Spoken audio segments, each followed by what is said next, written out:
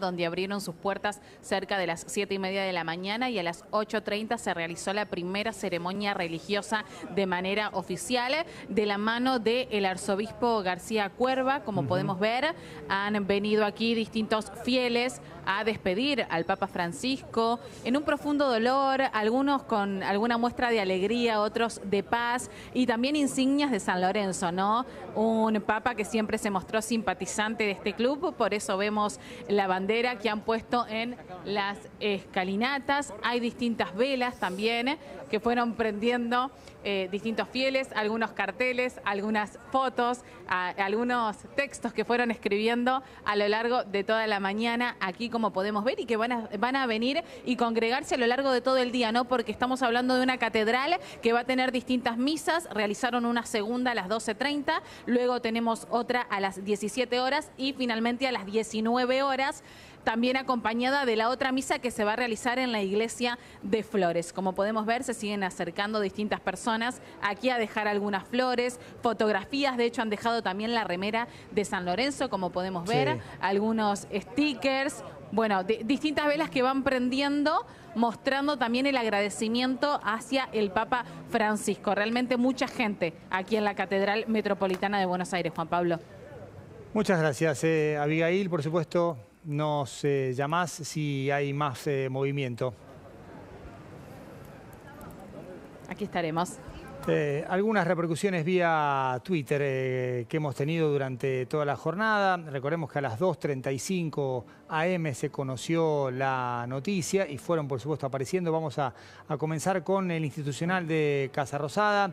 Lamentamos el fallecimiento de Papa Francisco, acompañamos al pueblo argentino en este momento de profundo dolor. Recordaremos por siempre con gratitud la vida del Papa argentino y el legado de humildad, entrega y compromiso que caracterizó su pontificado, que perdurará en el corazón de millones en este país y en todo el mundo. Esto fue cerca de las 10:40 AM. Un poquito más temprano, la AFA expresaba su profunda consternación y dolor por el fallecimiento de Papa Francisco, un papa bien futbolero, como destacábamos hace unos minutos nada más. Creo que hay también de San Lorenzo, ¿no? Sí. Tenemos el tuit de San Lorenzo allí. Sí, y hubo un video muy lindo, de más o menos un minuto que publicó la gente de San Lorenzo. Nunca fue uno más, siempre fue uno de los nuestros, Cuervo de niño y de hombre, Cuervo como sacerdote y cardenal, Cuervo también como papa. Habló de ese equipo del 46, cuando confirmaba, yo dije comunión, la confirmación de Angelito Correa en la capilla de Ciudad Deportiva, cuando recibía las visitas azulgranas en el Vaticano, siempre con felicidad total. Esto es increíble. Francisco murió a las 2:35 y en la quiniela argentina el número 88 es el Papa. Exacto. Y el número de socio de San Lorenzo es 88-235. Exactamente. Salió el 88, todo esto se ve hoy en la quiniela de Córdoba. También, mirá. Mirá, ahí tenemos que sacar el graph porque ahí abajo está, el número de socio. El número de socio, ahí lo vemos. Sí, y el ingreso, fíjate, fue el 12 de marzo de 2008 y 5 años después, casi exactamente, fue el 13 de marzo, era ungido Papa. El 12 de marzo de 2008. San Lorenzo va a estar jugando la próxima fecha con una camiseta especial dedicada al Papa. Pero, seguramente, sí. Entre tantas cosas que van a ir organizándose desde la AFA en general y San Lorenzo en particular. También se expresó el presidente Javier Milei en su cuenta personal, a pesar de diferencias que hoy resultan menores, haber podido conocerlo en su bondad y sabiduría fue un verdadero honor para mí, como presidente, como argentino y fundamentalmente como un hombre de fe. Despido al Santo Padre y acompaño a todos los que hoy nos encontramos con esta triste noticia, que en paz descanse, dijo el presidente en su cuenta personal. Que suspendió hoy su agenda y va a estar viajando al Vaticano. También el presidente de Estados Unidos, Donald Trump, que descanse en paz. Mr. Pop Francis, en realidad, que Dios lo bendiga y a él y a todos los que lo amaron. Esto en su red social Truth. Vamos con Juli Nassau para abrir la ventana internacional, por supuesto vinculada con este tema. Hola Juli, buenas tardes, ¿cómo va todo? ¿Qué tenemos para presentar en esta parte de la repercusión de la noticia del día? ¿Cómo va, Juan? Bueno, en este momento la expectativa está puesta en el anuncio desde el Vaticano justamente sobre las causas de la muerte. Eso va a ser en breve a las 3 de la tarde, hora argentina. Se espera que se conozca esta información de parte del Vaticano, algo que ya de todas maneras empezó a trascender allá en los diarios italianos. Hablan de un derrame cerebral. Hoy, como cuenta Elisabetta Piqué, nuestra corresponsal allí, el Papa se despertó a las 6 de la mañana, se lo veía relativamente bien dentro de cómo se lo vio en los últimos días, especialmente en este fin de semana de Pascua, que como bien remarca Beta, él quiso estar presente. Ahí estamos viendo las imágenes. Sí, de ayer Exactamente, las imágenes de ayer. Él quiso estar presente a pesar de que ya se lo notaba algo cansado. Sí, la gente que lo conoce y allá en el Vaticano se está hablando de esto, como ayer ya se lo empezó a ver cansado en relación a la mejora que se había empezado a ver en los últimos días después del alta de su internación.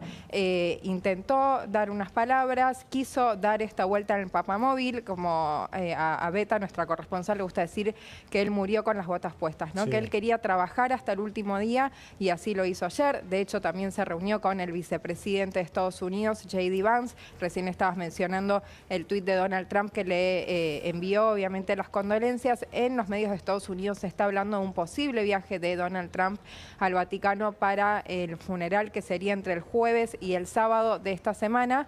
Pero bueno, el primer paso a partir de ahora, Juan, va a ser a las 3 de la tarde el anuncio oficial de la persona encargada en el Vaticano de dar a conocer la muerte y las causas de la muerte del Papa, y mientras tanto se siguen llevando adelante los primeros ritos para la capilla ardiente en primer lugar y luego el funeral, que va a ser, como te decía, entre el jueves y el sábado. Después empiezan los 9 días de luto y después ya vamos a estar obviamente con toda la mira puesta en el cónclave, ¿no? Y ver quién va a ser el próximo Papa. Juli, vamos a compartir un par de repercusiones más de Barack Obama, expresidente de Estados Unidos, y de Giorgia Meloni, actual responsable del gobierno en Italia.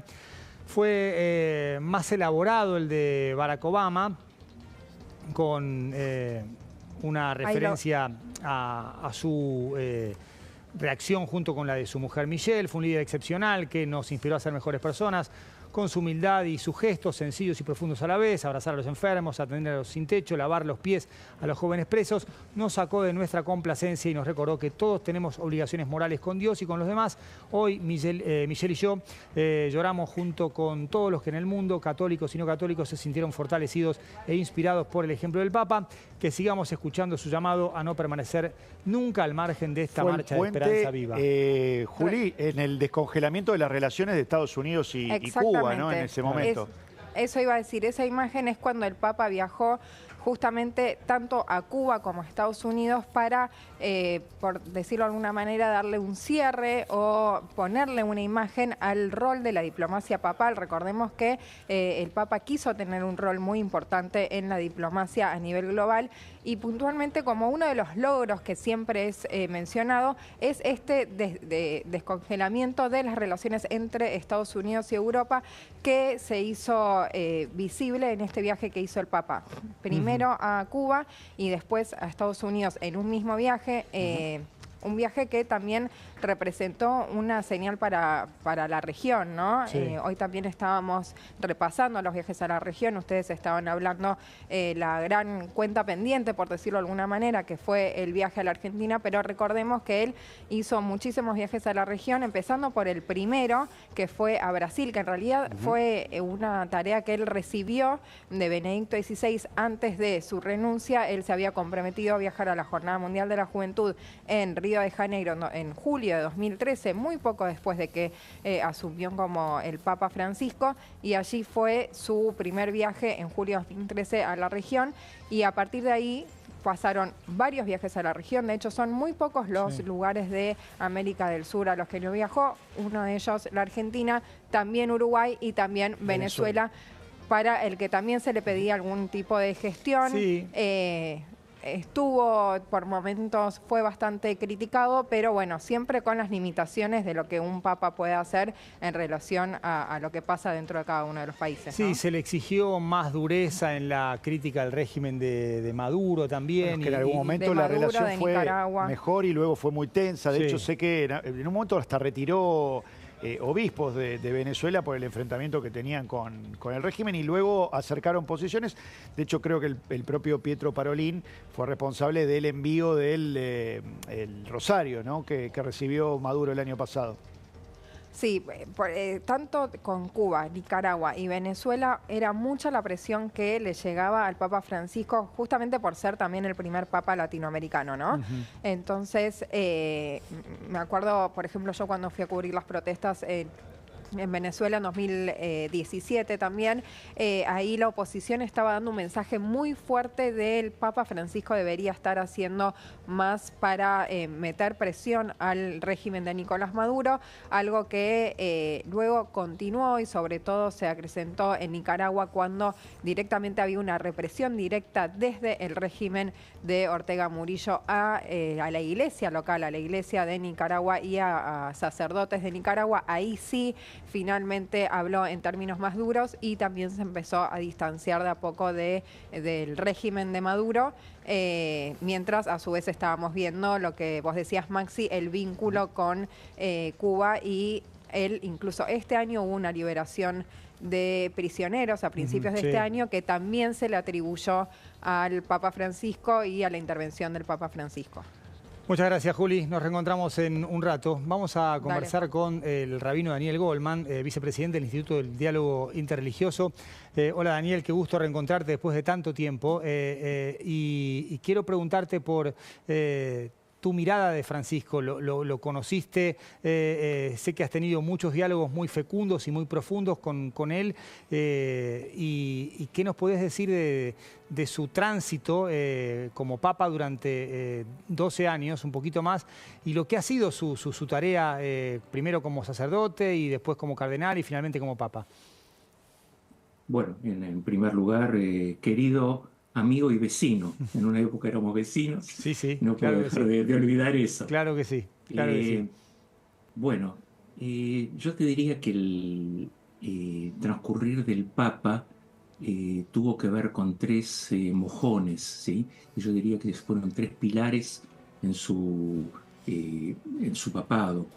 El primero está relacionado con el hecho de su identificación con los migrantes, posiblemente porque haya sido hijo también de migrantes. Claro. El primer gesto que él tuvo fue ir a recibir a estas personas que llegaban en barcazas desde el África a Lampedusa, ¿no? Sí. Era un papa de gestos, ¿no?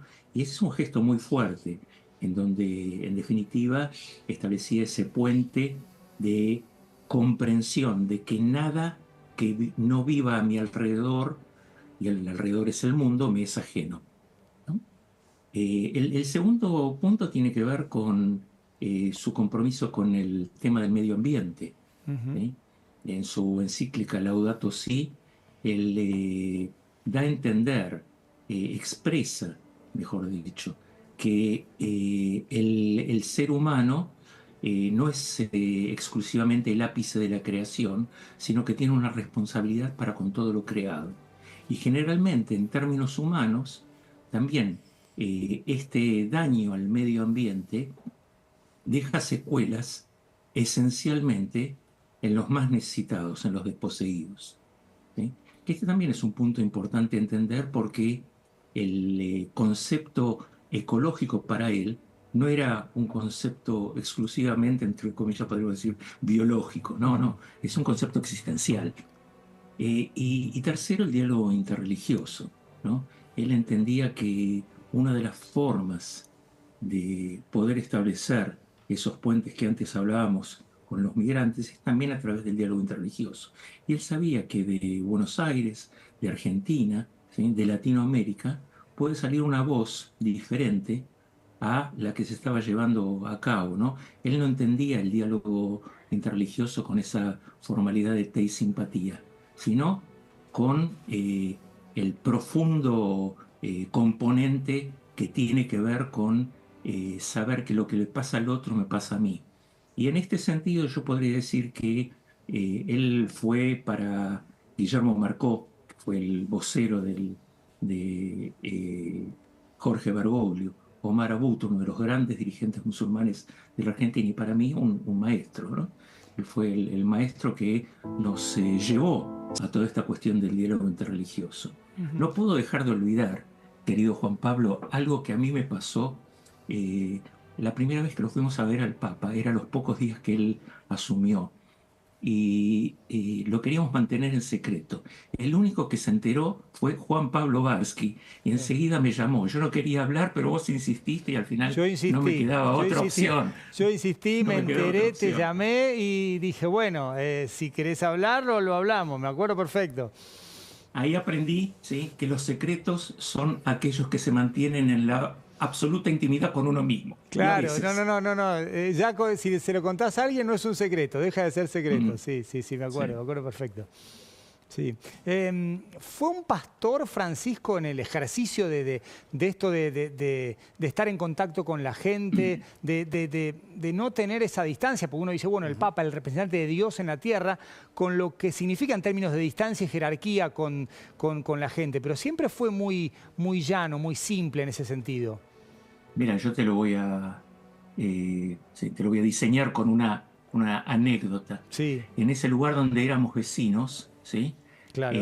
Una vez cada 5 semanas hacíamos un almuerzo los viernes al mediodía, ¿sí? Nos repartíamos en la casa de todos los miembros del Instituto del Diálogo, y cada 5 semanas me tocaba a mí, otro mes le tocaba a otro, etcétera, etcétera. Eran los viernes al mediodía. Y yo siempre esperaba, a eso de las 11:30, que él me llamara por teléfono para preguntarme qué colectivo, ¿sí?, lo dejaba cerca de mi casa. Él se olvidaba cuál era el colectivo, pero yo tenía, ¿sí?, el gran placer de ir a esperarlo a la parada. Y yo veía, ¿sí?, cuando bajaba el cardenal Bergoglio del colectivo, que todos los vecinos empezaban a acercarse, ¿viste? Esas miradas cómplices de uno con otro, de decir, che, acá, mira quién es, mira quién es. Bueno, él tenía eso, ¿no? Tenía ese encanto de saber que el hombre simple del colectivo, y me parece que la metáfora del colectivo, ¿sí?, habla de él, ¿no? Sí, Ese sentido de la palabra colectivo, el vocablo colectivo, ¿no? Las cosas no se hacen solos, se hacen en un colectivo, con un colectivo, ¿no? Daniel, como siempre, un placer. Abrazo gigante. Te quiero siempre. Igualmente. Gracias. Chao, querido, chao. Nosotros vamos a hacer una pausa. Enseguida regresamos. Tengo algunos consejos para darles Vivita Forte antigripal.